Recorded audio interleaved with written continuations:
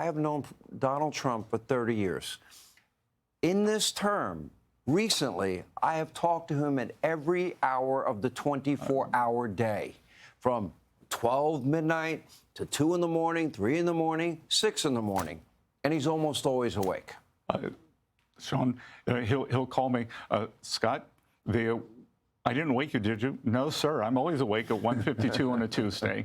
And I can tell you, we did the trip to Alaska. We did a round trip one day, and we arrived back. The rest of the cabinet, Secretary Rubio, Secretary Lutnick, and I, our batteries are out.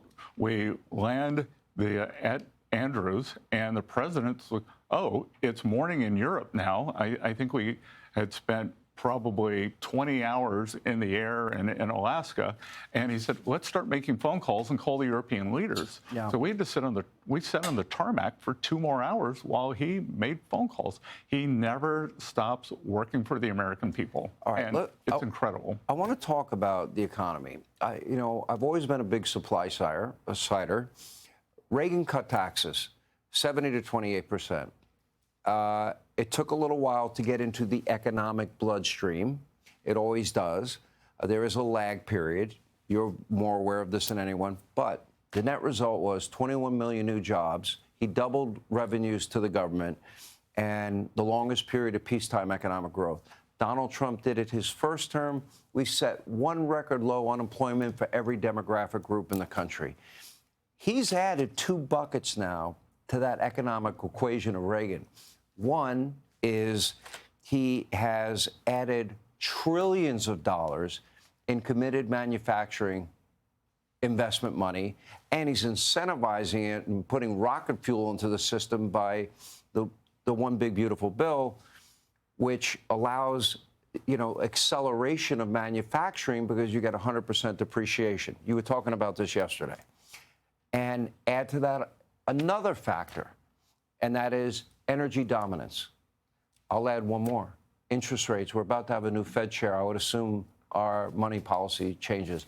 What does that mean for people at home that maybe still are not feeling the impact of the policies, the foundation he's laid here? Well, Sean, as I said in the cabinet meeting yesterday, I think 2026 is going to be a great year. The president set the table. He's done peace deals, trade deals, tax deals, and the economic policy is really a 3-legged stool. As you said, in Trump 1.0, we had the Tax Cuts and Jobs Act. So we had tax, but this time it's also deregulation, and the amount of regulation coming off the books, I think we're going to talk about that later, is just astounding. In the U.S., that we've gotten out of the ability to make things and to do things in a productive way. And then the third part is trade. And these trade deals, they are bringing in the trillions of dollars and opening up markets for U.S. companies, bringing manufacturing back to the U.S. By the way, the manufacturing is automobiles, pharmaceuticals, semiconductor chips, rare earth. Well, I was just in my hometown of Charleston, South Carolina 3 weeks ago.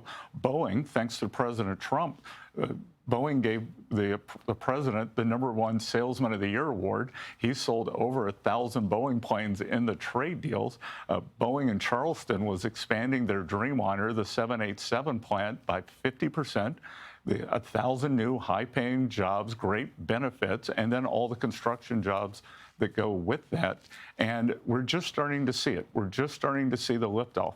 I also went to a rare earth magnet plant in Sumter, South Carolina, 800 construction jobs, 300 full-time jobs in the factory. They think they're going to flex the lines 10x. And that'll be 3,000 jobs. Many of the great people in South Carolina who've been laid off from a Caterpillar plant are now working at this rare earths factory.